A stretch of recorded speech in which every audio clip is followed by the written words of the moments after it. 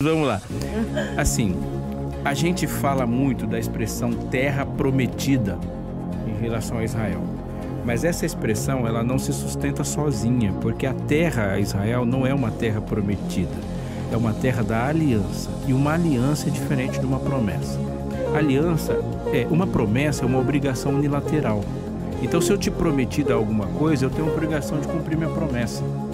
Quando Deus faz uma aliança, ele faz um contrato relacional, pactual. Então, por exemplo, ele faz uma aliança com a humanidade. Ele garante para Adão uma presença no Éden, a própria presença, ele garante a terra, ele garante a alimentação, ele garante a proliferação de filhos, ele garante o propósito. Mas ele fala para Adão o que ele quer de Adão. Ele fala de Adão o que ele quer. E aí ele tem um ponto focal da aliança quando ele diz assim: da árvore que está no centro do jardim, do bem e do mal, dela não comereis. Porque se você comer, interrompe tudo, quebra tudo. Isso é, quando Adão ele come a árvore, a aliança é absolutamente quebrada. E aí tem mais uma coisa sobre alianças que Deus faz. Quando Deus refaz uma aliança, a gente não pode compreender uma aliança sem compreender as bases da aliança anterior, porque ela sempre é uma sequência de levantamentos da aliança anterior. Quando Deus faz uma aliança, por exemplo, com Noé, você não compreende a aliança com Noé sem compreender a aliança com Adão, e assim por diante. Quando Deus faz uma aliança com Israel, ele fala de Israel mediante a terra, mas ele fala, essa terra é mediante a obediência e o propósito. Isso é uma coisa, então não existe uma terra prometida incondicionalmente.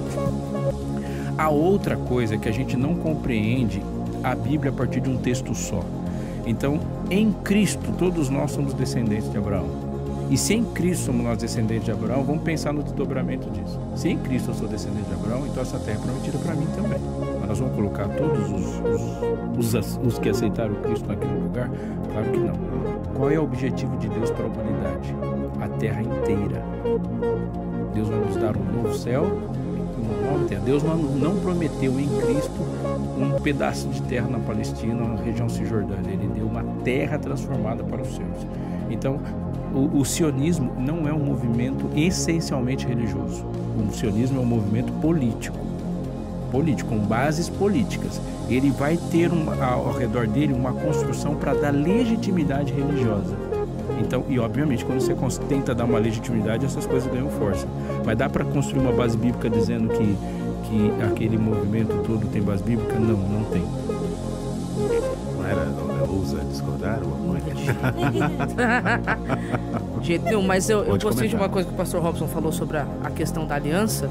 É porque quando Deus vem fazer aliança com Israel, e Israel agora consolidado como nação, né, através ali daqueles que foram libertados, né, do Egito, porque é ali que vai entrar o contexto da aliança sendo feita com os descendentes de Abraão. É muito interessante porque você falou no desdobramento da aliança, né, que ela vai se ampliando e desdobrando. A aliança do Sinai é a mais completa que a gente tem no Antigo Testamento. Uhum. É a aliança mais completa. Então, tudo aquilo que foi acordado com Adão vem se desdobrando através dos patriarcas. Quando chega no momento da libertação, é uma aliança que se amplia e que se torna completa, né? É uma aliança extremamente completa. E o objetivo de Deus com o povo, né, ao fazer aquela aliança, era justamente para que os outros povos fossem atraídos. Por quê? Porque Abraão seria pai de uma multidão de gente, uma multidão de povos, e não apenas de Israel, né? Isso, olha, isso é uma coisa que... Ô Maiara, vou começar igual você começou, né? Então, isso que a Maiara falou... Gente, não subestime a importância disso no conflito que a gente vai ter dentro da nossa mente em relação à lógica da Bíblia. Eu vou citar textos aqui que são mais populares. Quando Deus fala assim, portanto, ide fazer discípulos, da onde? De todas as nações. De todas as nações. Mas quando você vai fazer discípulo de todas as nações, a próxima palavra é batizando-os. A expressão batismo na Bíblia, ela está diretamente conectada a um novo nascimento. Quem não nascer da água. Quando uma pessoa é batizada, ela nasce de novo para um reino. E ela passa a ser pertencente a um reino real. Ela tem uma cidadania.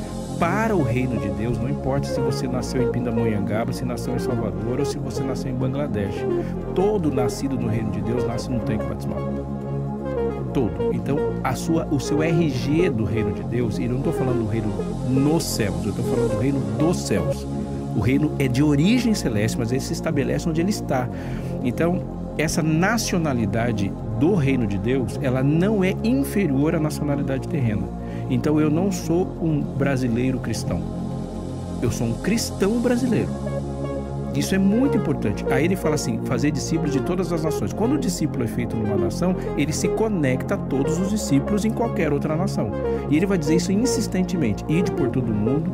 E aí ele olha para aquela visão de João em Apocalipse 7, ele fala assim, e vi uma grande multidão que ninguém podia enumerar, de todas as nações, tribos, línguas e povos. Eles estão todos juntos, de todas. Vi outro anjo voando pelo meio do céu, tendo o evangelho a pregar a todos que se assentam sobre a terra. Ou seja, o evangelho é transnacional. Ele não se limita a uma identidade nacional. E a gente fala assim, mas Israel é um povo étnico. Não é.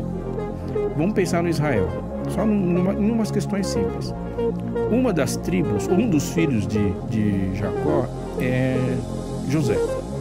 Com quem que José se casa, Mayara? Uma egípcia. Com uma mulher egípcia. Portanto, você tem a presença de um norte-africano dentro desse povo. E aí, disso vai se distribuir duas tribos.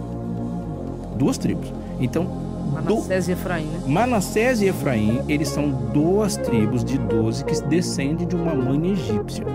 E Judá, com quem que ele se casa? Com uma mulher cananita. Você tem as inserções, porque a gente fala dos povos, ou seja, na sua origem, as 12 tribos, ela é multiétnica. Porque você tem cananitas, você tem egípcios e vão entrando. Aliás, Jacó se apaixona por uma mulher, mas aí ele se casa com uma outra que é irmã dela, mas os filhos são feitos de 4 mulheres e 2 delas são servas. Qual é a nacionalidade? Provavelmente essas servas devem ser estrangeiras, não são parentes. Você não vai fazer o seu parente escravo, servo. Olha como se forma Israel. Então, você olhava para Israel, como que era a cara deles? É igual andar no centro de São Paulo. Você vai ver gente com muitas origens étnicas, ou seja, qual é a grande construção desse povo? A grande construção desse povo é a aliança.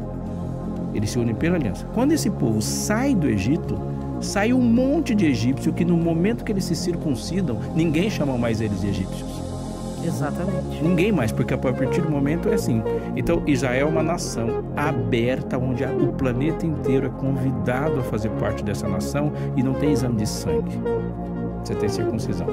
Quando eu falo que em 1948 eu vou criar uma nação com base étnica, o cristianismo não vai dialogar com isso. O cristianismo, ele é completamente oposto ao antissemitismo. Mas você falar que vai criar um Estado cuja base é étnica, é a criação de um enorme problema. Vamos falar de Brasil. Aqui é uma nação, mas nessa nação existem eurodescendentes, afrodescendentes, nipodescendentes e todos os descendentes de qualquer lugar. Então, é uma nação que não é com base étnica. Vamos falar dos Estados Unidos. Os Estados Unidos tem Stallones, tem De Niros e tem um monte de gente que vem de tudo quanto é planeta, tudo quanto é lugar do planeta, mas é uma nação. Aí eu vou criar uma nação chamada Israel. E quem compõe essa nação? Um povo etnicamente só chamado judeus. Alguém precisa explicar porque isso vai dar um enorme problema? É claro que vai dar um